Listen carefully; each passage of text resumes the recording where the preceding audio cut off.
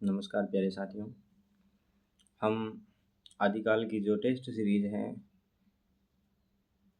वो शुरू कर रखी थी हमने, और आगे की टेस्ट सीरीज देखते हैं हम आदिकाल की।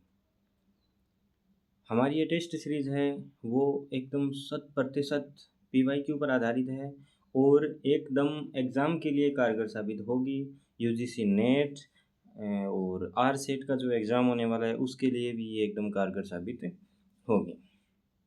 ठीक है, अभी हम देखते हैं क्वेश्चन नंबर 22। राहुल सांकृत्य ने हिंदी का प्रथम कवि किसे माना है? तो राहुल सांकृत्य ने हिंदी का प्रथम कवि है वो किसे माना है? शरयपाद को माना है। ठीक है, आचार्य रामचंद्र शुक्ल ने अपने साहित्य इतिहास में काल विभागों के नामकरण का आधार किसे माना है? आचार्य रामचंद्र जो शुक्ल है वो अपने साहित्य इतिहास में काल विभागों के नामकरण का आधार किसे मानते हैं? तो उसकी बात करें तो अनेक रचनाओं में प्रयुक्त भाषा शैली की प्रसिद्धि, सभी ढंग की साधारण और असाधारण रचनाएं उसमें नहीं थी। विभिन्न ढंग की रचनाओं और प्रचुरता की प्रसिद्धि ये भी नहीं थी। ये क्या विशेष ढंग की रचनाओं की प्रचुरता और प्रसिद्धि, कुछ विशेष, कुछ हर कवि में कुछ न कुछ विशेषता थी। उस कवि को आचार्य रामचंद्र शुक्ल अपने इतिहास ग्रंथ में समायोजित करते हैं। तो ऑप्शन नंबर 4 है वो इसका क्या होगा? राइट आंसर होगा। ये क्वेश्चन है वो फर्स्ट ग्रेड संस्कृत एजुकेशन है 2024 RBSE फर्स्ट ग्रेड, उसके अंदर ये प्रश्न आया हुआ है। ठीक है, आगे देखते हैं क्वेश्चन नंबर 24। निम्नलिखित में से कौन सा विकल्प सुमेलित नहीं है? नामकरण और विद्वान दिया हुआ है हमें। नामकरण और क्या दिया हुआ है? विद्वान दिया हुआ है। ठीक है, देखिए चारणकाल है ग्रीचा। आपको मैंने पहले भी बता रखा है कि ग्रीचा अर्थात ग्रियर्सन है उसका चारणकाल है। प्रारंभिक काल है वो मिश्र बंधु का है, और वीर काल है वो विश्वनाथ प्रसाद मिश्र का है। विश्वनाथ प्रसाद मिश्र का है, वो हमने पिछली क्लास में यह अध्ययन किया था।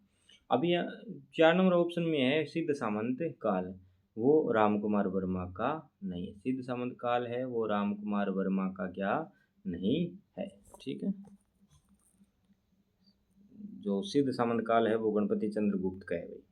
हिंदी साहित्य के इतिहास का काल विभाजन करने वाले प्रथम इतिहासकार माने जाते हैं। हिंदी साहित्य के इतिहास का काल विभाजन करने वाला प्रथम साहित्यकार है तो आपको एक सूत्र याद रखना है, काल मी जो।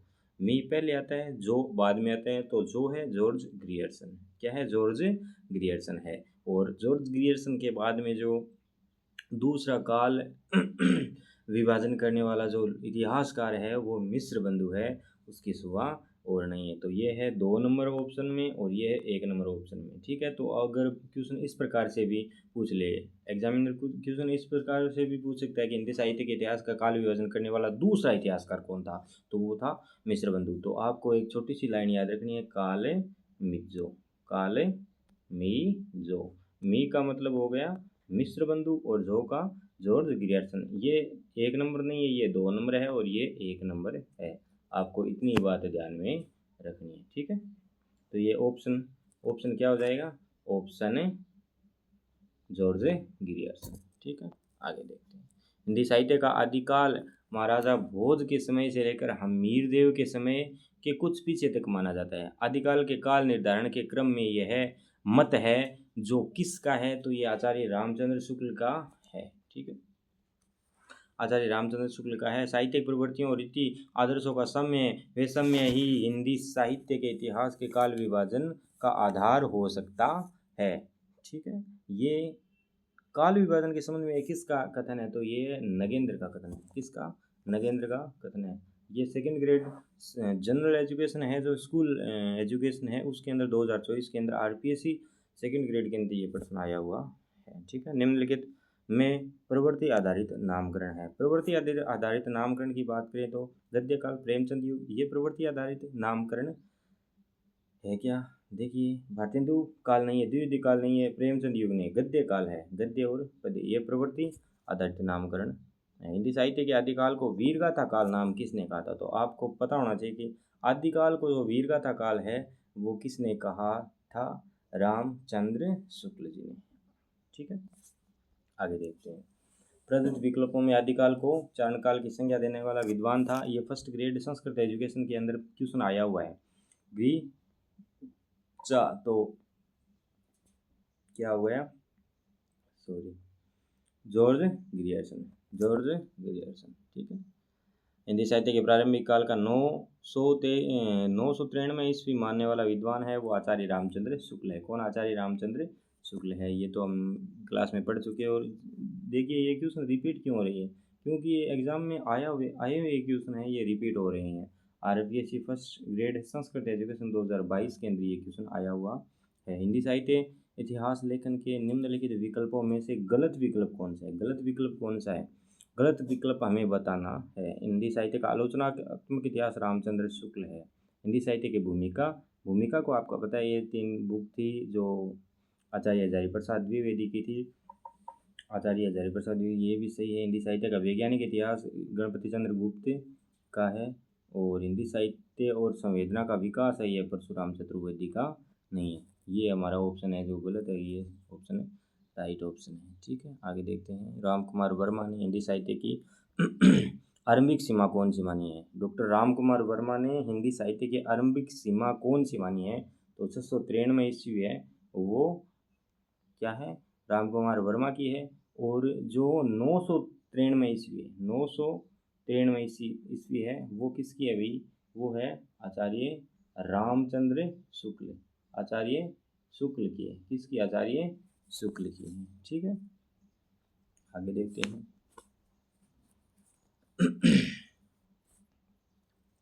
मिश्र बंधु विनोद के कुल प्रकाशित ग्रंथ है, तो हमें पता होना चाहिए कि मिश्र बंधु विनोद के कुल 4 प्रकाशित ग्रंथ है, ठीक है। 3 भाग पहले प्रकाशित हुए थे और एक बाद में प्रकाशित हुआ था। तो 1913 में तो 3 भाग प्रकाशित हुए थे और 1934 के अंदर एक भाग प्रकाशित हुआ था।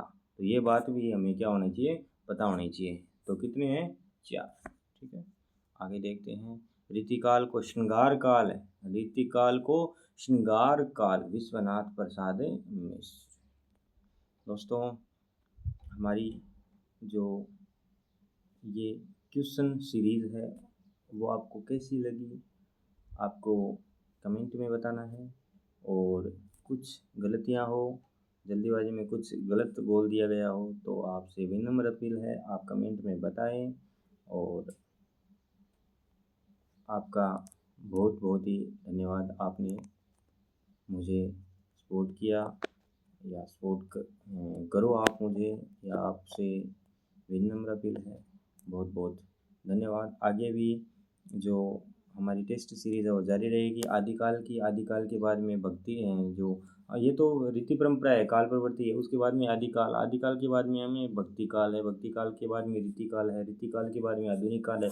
और आधुनिक काल का भी हम क्या करेंगे, अलग अलग पार्ट्स में डिवाइड कर देंगे, ठीक है उसको। और उसके बाद में अलग अलग टेस्ट सीरीज़ ज्वाइन करेंगे। टेस्ट सीरीज़ के बाद में हम देखते हैं कि साहित्य की क्लासेस भी शुरू करें, व्याकरण भी शुरू करें। तो आपसे विनम्र अपील है कि आप हमसे जुड़े रहें। और आपको नोट्स भी प्रोवाइड किए जाएंगे इस चीज़ के। और अगर आप चाहते हैं कि नोट्स आपको मिले तो आप कमेंट में लिखें कि मुझे नोट्स चाहिए, तो मैं आपको टेलीग्राम पे नोट्स प्रोवाइड करवा दूंगा। आप हमें टेलीग्राम पर भी क्या कर सकते हैं, फॉलो कर सकते हैं, ठीक है। धन्यवाद।